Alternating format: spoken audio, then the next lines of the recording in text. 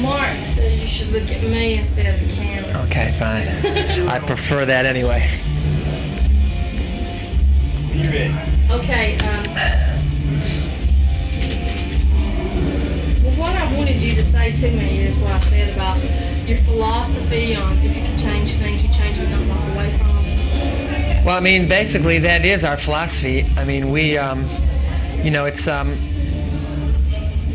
it's too easy just to walk away when something's not working out exactly how you like it, and I think that I don't know, the mood of the American public lately is kind of almost a defeatist type of a thing, you know. Whereas to me, if something isn't working exactly the way you would like it to be working, then it's just a challenge for you to do whatever you can to make it work, and. So that's the way our band has stayed together for as long as we have, and what's kept us such good friends is because every one of us knows that it's not always going to run smoothly and perfectly. There's always people's personalities are going to collide sometimes, but we all trust in each other that that we're not going to let it, you know, cause the band to break up, or you know, we're going to just do whatever we can to keep it together because, you know, we're all friends and, you know, we're all human beings. Okay.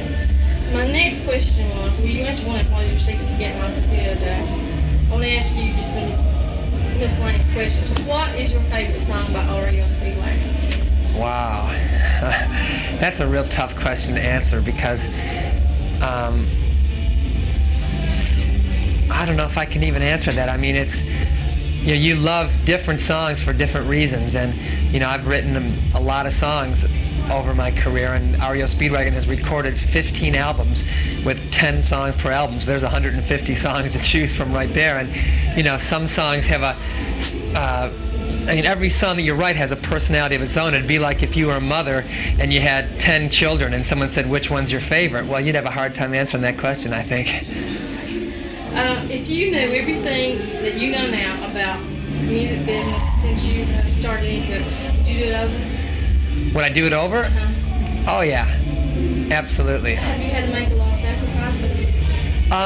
Well, I mean, you always have to make sacrifices for what you get. I mean, everything balances out, and, you know, we've been real lucky. I mean, and I've been real lucky personally, too. I mean, I know a lot of people who are much more talented than I am, and who, you know, who write great songs, and who, for one reason or another, didn't make the cut, you know, and I've been real lucky during my career. I guess I've just been in the right place in the right time a few times,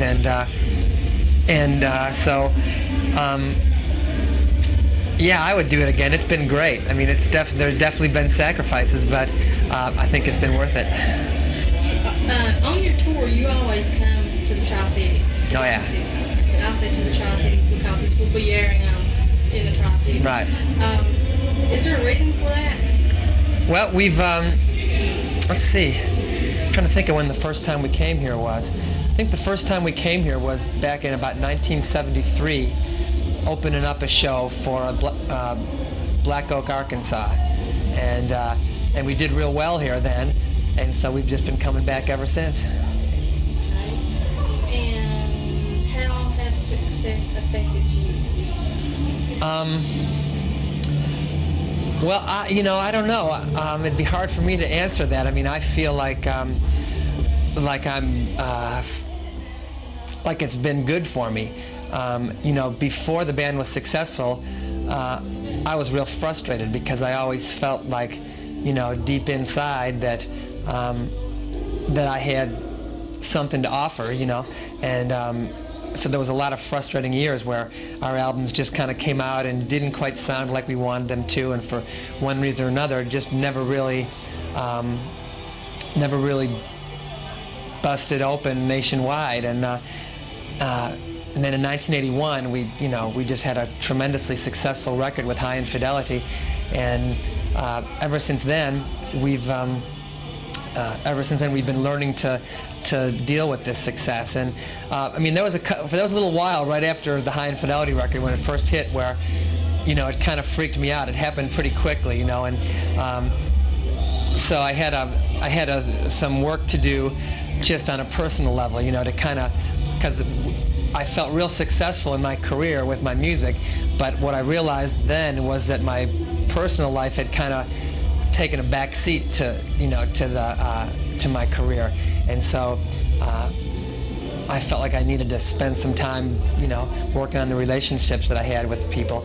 But now I feel pretty good. I mean, I feel pretty comfortable, and I feel like I am where I belong, and so I just live life every day and make the best of it, and you know, see what happens tomorrow. Your new album, Life as We Know It, is from personal experiences, I've read. Oh yeah. Could you share any of those experiences as per song? Could you say, like, is it In My Dreams Tonight? In My Dreams is a song, yeah. I've listened to your album, and that's one of my favorite songs on the album. And I just wondered, when I listened to that song and I listened to the lyrics, if that was from a person. Oh yeah, sure. There was a girl, she was from Florida originally, and then, but it was she was living in Chicago back when I used to live in Chicago, and I knew her. We were like kind of friends, but and I had a crush on her big time, you know, and but it was just one of those things where I don't know, I just never quite found the way to you know, to get those feelings across to her. I just kind of kept them inside, and so that song was really just about, it was one night I was in Chicago, living in Chicago, and I was up in a writing mode. I get into a writing mode, and it's like, you know, I don't sleep, I'm just on this thing, right? So I wrote one song, and I finished it about 6 o'clock, or about 5 o'clock in the morning, and then I started writing another one. And the first one was one I thought was really that more happening one of the two. The second one was In My Dreams, and turns out that In My Dreams, the first one I'd never even play anymore, so you never can tell about those things. But yeah, just that's just how I felt at the time. You know, all the songs are just about how you feel at a moment. You know, you can feel a certain way at this very moment, and then write a song, and then an hour later look back at that song and go, God, I don't feel like that anymore. So it's just a capturing that, you know, how you feel at that second. Do you think you'll ever do movies? After all your conceptual videos, I was wondering if you would ever do a movie, if you're interested. I'm up for anything, you know. We've written a couple songs for movies in the past. I mean, I don't know if I could. I never tried, really, but you know, if someone asked and I had the time, I'd probably give it a try. I'm not afraid of that.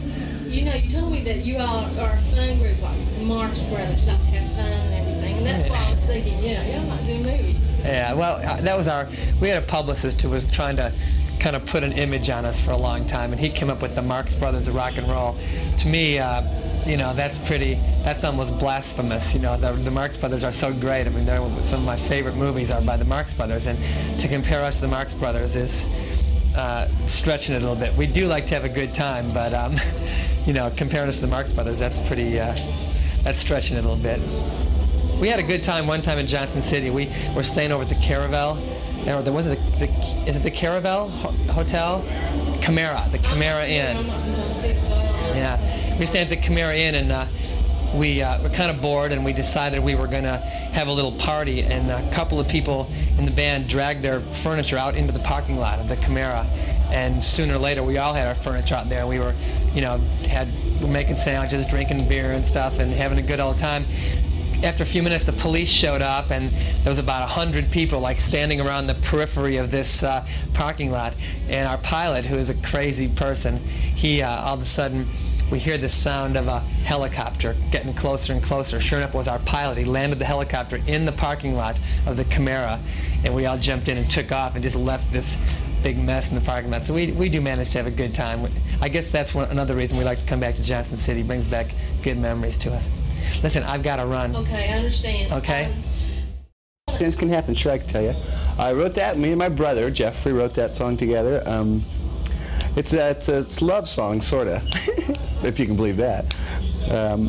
It's just that, it's about when you kind of you love somebody a lot and you've had enough of confrontations, conflicts, and that sort of thing. Yeah. Sometimes you make threats that you don't really mean, and that's what that's about. It's about doing in your old lady. Sort of like that. I mean. And one more quick little question. Life as we really know it. Life as we know it, yeah. Can you tell us about the title? Life as you know it? Well, sure. That's the reason we titled the album that, because we thought it was a very good title for all the songs. It was a combination of songs together, and the title just came up and it seemed to fit very well. So we decided, that'd be a good one. So we stuck with that. Okay, let you go. Okay.